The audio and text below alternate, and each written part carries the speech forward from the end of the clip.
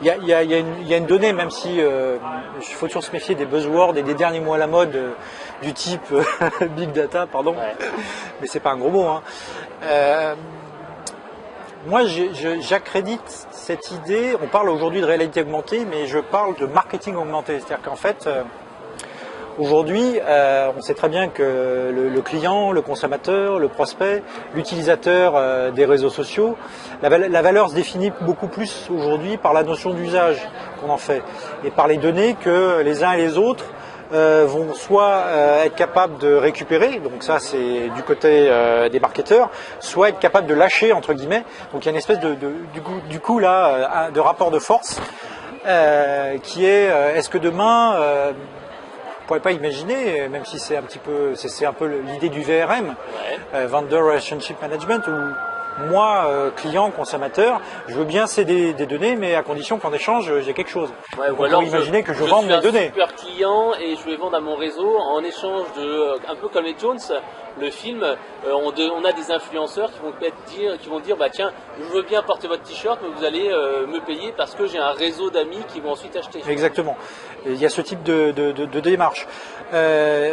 L'idée aussi, c'est qu'il y a une donne. Alors je sais que c'est un mot qui est pas tabou, mais quand on parle de complexité, complexus, hein, c'est ce qui est tissé ensemble. On est vraiment dans le paradigme de la complexité.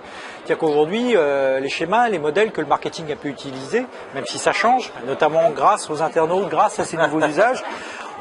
Je pense qu'on sort un petit peu des modèles, je parlais tout à l'heure du tunnel de conversion, un petit peu linéaire, un petit peu qui ont pour origine quelque part les sciences de gestion, la science économique qui résonne avec des équations, avec des variables relativement bien connues et où tout est à peu près appréhendable avec des marchés où les acteurs sont connus et que la concurrence entre guillemets est soi-disant pure et parfaite et que la main est invisible. Enfin, je résume, mais ça c'est complètement dépassé aujourd'hui.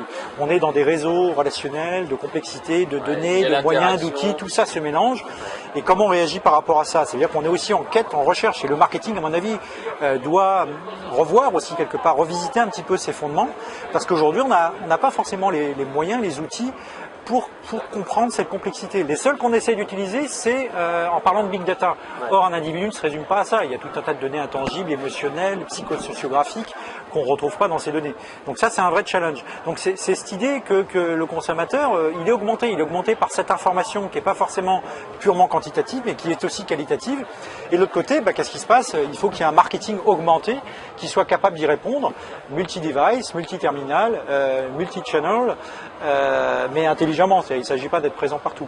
Et comment ces deux réalités se rencontrent, sachant qu'aujourd'hui le consommateur peut être aussi un self-marketeur, marketeur de lui-même, il gère sa réputation, il peut aujourd'hui être son petit centre de profit entre guillemets en créant lui-même ses activités, même si aujourd'hui les auto-entrepreneurs ça pose un petit problème. Voilà, donc on est vraiment plus dans les mêmes rapports, les mêmes tensions, les mêmes rapports de pouvoir, je dirais, qu'on avait hier. Donc se dégagent des opportunités énormes et puis il y a aussi cette idée de synchronicité, de marketing synchrone ou juste à temps qui fait que demain sera-t-on capable de répondre en temps réel, c'est un petit peu passe devant un rayon, un magasin, on lui envoie un message sur son smartphone complètement personnalisé. Parce qu'on sait qu'il a lu un email il n'y a pas très longtemps. Donc on est vraiment dans le one-to-one, le fameux one-to-one dont on entend parler depuis, qui serait le Graal, en temps réel. Et voilà, après... D'autres choses sont à prendre en compte aujourd'hui. La notion de big data, de données, à l'ère où on entend parler de ce que feraient les Américains avec Prism, etc. Donc il y a quand même quelque chose en ce moment, un climat de suspicion, d'alerte ou d'interpellation sur qu'est-ce qu'on fait de ces données, qui peut s'en servir, etc. Donc il y a aussi la notion d'éthique, je pense, qui est importante.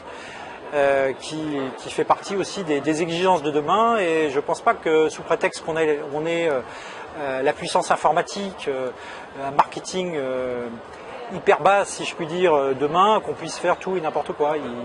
Un petit peu de moralité et d'éthique en fait dans d'éthique, même si elle existe, je pense que... Il ne faut pas l'oublier en tout cas. Il ne faut pas l'oublier, voilà. Ok, merci Denis. Merci. Et à bientôt. À bientôt.